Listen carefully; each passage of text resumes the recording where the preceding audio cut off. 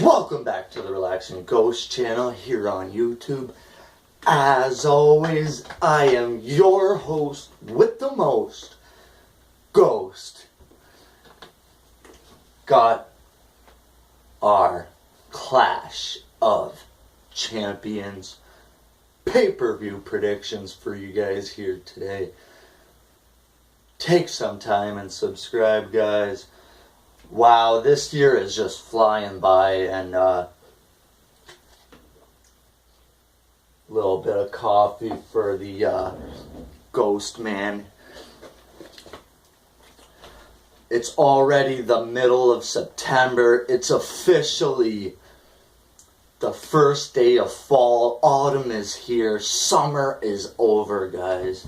I can't believe it. We are now at the end of September, and Night of Champions is no more. It is now Clash of the Champions. And you know, at the beginning of the year, there have been talks about this. It's like the brand split never ended, and we just got a new draft, a refresh on things. And earlier this year, we had talks about doing 2 pay-per-views a month, and now it's finally here. We are at our first Raw pay-per-view of the year of the new brand split, our second pay-per-view, or actually our third of the new brand split. And wow, man, I can't believe like how quickly this year has gone by. We still got like 4 or 5 more pay-per-views to go. I'll do the rundown of that a little bit later, but let's get into it, guys. We got 7 matches scheduled for Clash of Champions. 1 match on the pre-show. I'm going to try to run through this as quickly as possible. So, want to thank you guys for checking the channel out today.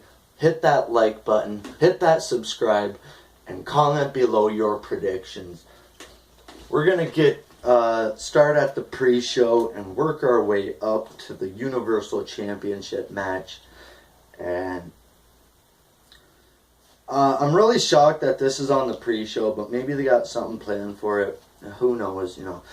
The thing I don't like about the pre-show is not many people like it, and when you're trying to get a main a main thing over that you've been pushing for a while, it kind of gets diluted and lost on the pre-show because nobody watches them.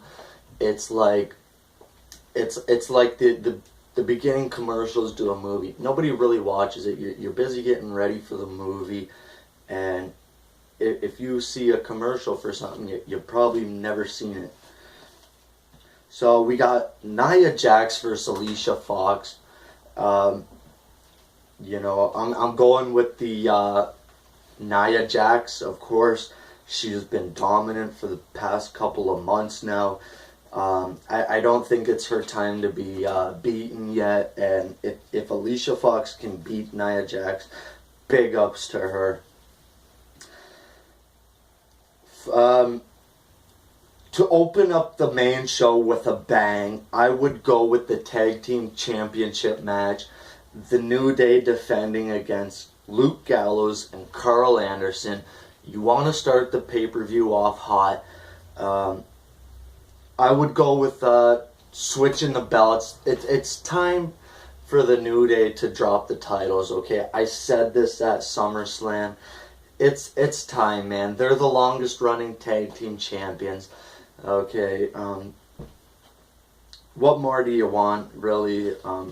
I don't really think... I like Gallows and Anderson. I really think they can be like the modern day outsiders if used correctly. And that's saying a lot for these 2 guys. They have so much potential, and WWE, you know, has booked them into a corner seemingly with loss after loss. You know, they gotta rebuild these guys and book them strong going forward. We got a triple threat match for the WWE Raw Women's Championship. Charlotte Flair defending against Bayley and Sasha Banks. I'm going to go with Charlotte retaining here just because of the fact it's a triple threat. And we have this thing here between Bayley and Sasha Banks. Create some tension between the two, which ultimately cost each other the match. Sami Zayn versus Chris Jericho. A little match here that was started, I think, a couple of weeks ago on Raw. Jericho defending his best friend Kevin Owens, and I'm gonna go with Jericho here. Jericho needs a big win under his belt here, and beating Sami Zayn is definitely something he can do. We got the final match in the best of 7 series here. Cesaro versus Sheamus.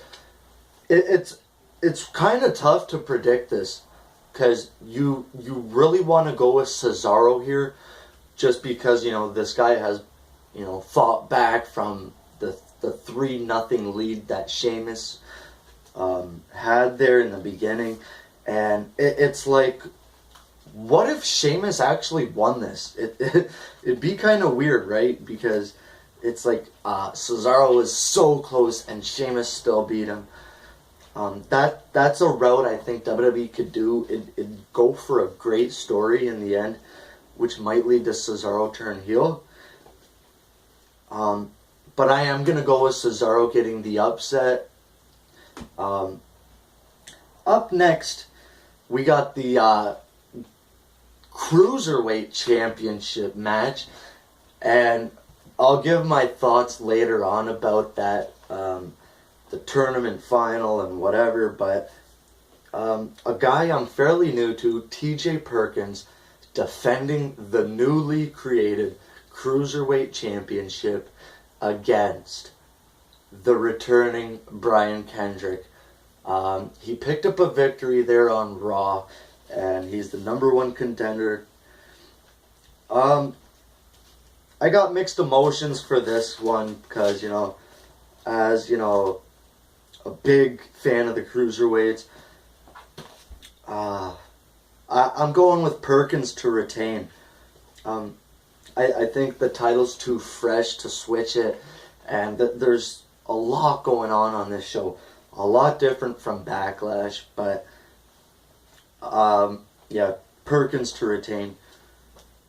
Up next, I think this will be the semi-main. There might be a squash match in between Strowman and a jobber, and maybe they'll toss Bo Dallas a job or two. Rusev defending the United States Championship against Roman Reigns. Oh man, Roman Reigns has been on a roll past couple of weeks. He won a steel cage match against Kevin Owens there on Monday night. And at the end there, Rusev came, put him in the accolade. But I'm going to go with Roman Reigns winning the United States Championship. Even though it's a step down from where he was, it's like that rebuilding phase I talked about with the New Day. You know, you got to build Roman Reigns back up to where he was in that main event level earlier this year. And winning that U.S. title could really, you know, cement him as, you know, something huge. And in the main event of the evening, we got Seth Rollins versus the Universal Champion, Kevin Owens. This is another one that's really conflicting with me here today.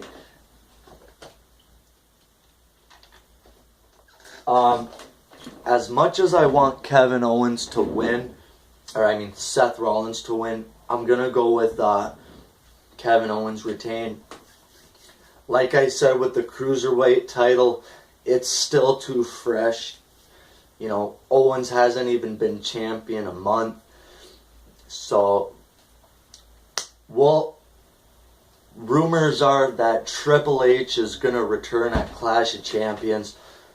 Um, I can see it happening because, you know, like I said, with the past couple of matches, with so much going on in the show, you really want to distract fans from what might eventually happen. So I'm going to predict a Triple H interference and Kevin Owens retaining. That's your 2016 Clash of Champions predictions. Comment below. Subscribe to the channel, guys. We'll talk to you later. Peace.